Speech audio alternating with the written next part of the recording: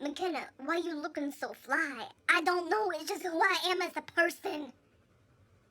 Hello everyone and welcome back. If you are new here, my name is McKenna and I tell the stories of those who can't tell it themselves. I want to thank you for being here today, and if you are somebody who wants to make a difference, learning about those who are missing, and hope that someday you could help bring somebody home to their family, please hit that subscribe button and ring the notification bell. In just a moment, you will no longer see my face. You will see images of the people and places that we are talking about. This case is one that is actively being investigated with a rigorous intensity, and so I want to be very clear that the information that I am sharing with you today is derived from articles and news coverage that I have compiled. The police are being very tight-lipped about this investigation because it is open and active, and I totally respect that. So I just want to be transparent with you about where the information I used for this case is derived from. I have covered this case to the best of my ability with integrity, and it is my intention to spread the most accurate information as possible. It is never my intention to spread misinformation, and I have utilized various resources which are listed below. My intention is to tell her story with respect and accuracy. So, with that being said,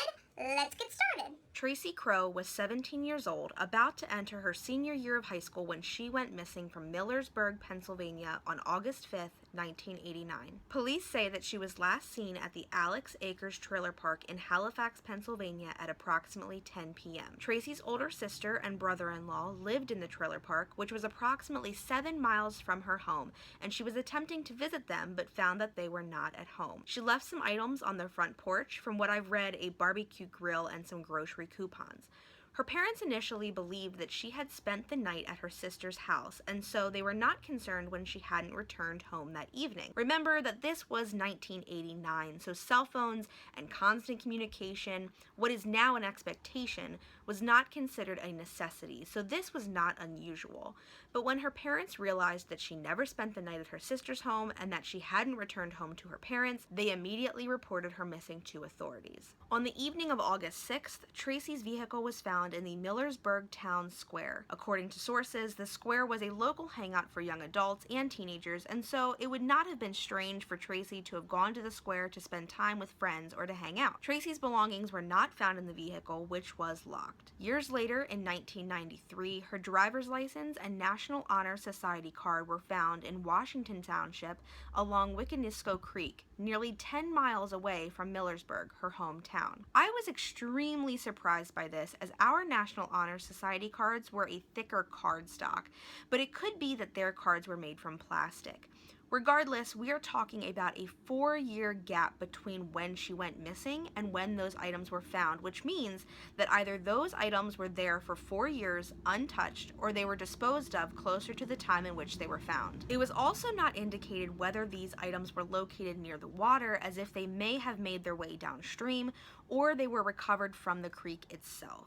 It is believed that Tracy may have been on her way to visit her boyfriend because his home was just outside of the town square. From what I've read, he has been cooperative throughout the investigation and maintains his innocence. In 2016, the police received a tip that led them to search a 30-acre area in Halifax Township located less than a mile from Tracy's sister's trailer where she was last seen. The property had ties to a suspect in the case from 1989, and investigators are exceptionally suspicious as a building on the property burned down in 2015 under odd circumstances. In May of 2019, the same property was searched on foot with the use of cadaver dogs and horses.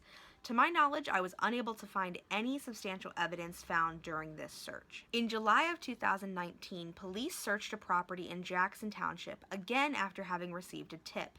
They brought in updated search equipment as well as cadaver dogs. The owner, an 87-year-old man, claims that the police told him they were searching for Tracy's remains. He stated to local news crews that during the time of her disappearance, the property was being used as a garage of sorts where he fixed cars, but the property hasn't been actively used in nearly 20 years. He was, however, familiar with Tracy and her family given the fact that he says he did work with Tracy's father, but he does maintain his innocence and did not hesitate to allow police to search his property. According to sources, he has been more than cooperative with police. Now, I want to take a trip back a few years to 2016-2018 because this appears to be when a lot of information started to come out about what might have happened to Tracy. Holly Mallett looks to be a game changer for authorities. Holly claims that a man by the name of Matthew Webster told her that he was involved in Tracy's disappearance. According to Holly, he said that he and his friends had come into contact with Tracy in the Millersburg Square and that, quote, it was supposed to be just a rape and done, but then it turned out to be a lot more than that.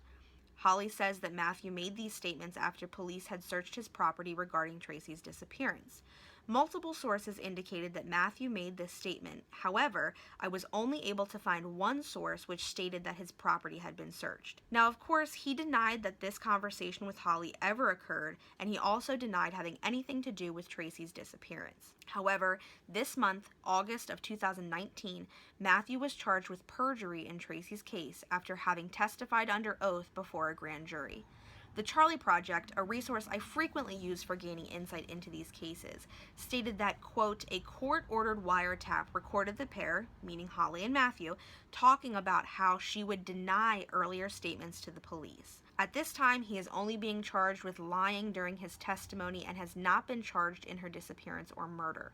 Her case is fully being treated as a homicide, however, the police have never found her body. The police believe that whoever is responsible for this is someone that she likely knew. If I had to guess, I would say that more information regarding Matthew's involvement will more than likely come to light within the year. The fact that they have charged him with perjury leads me to believe that they have evidence which validates the fact that he wasn't telling the truth about statements he's made. And at this time, information regarding her disappearance is pretty thin given that it is still an active investigation and one that looks to be moving more and more towards being solved. This case is one that should give us all hope that it is never too late for justice. 30 years have passed since her disappearance, and the police and FBI are actively seeking justice for Tracy and her family. If you have any information regarding her disappearance, all contacts will be listed below. I will surely keep you updated on this case as information becomes available, so be sure to subscribe so you don't miss out. I want to thank you again for joining me today. Please keep Tracy's family in your thoughts. I can't begin to imagine what it must feel like to go 30 years with no answers as to what happened to your daughter or your sister or your friend. All of this information has, I'm sure, brought up terrible memories, and day-to-day life cannot be easy for this family right now. Thank you again for joining me, and I will see you in the next video. Bye, guys.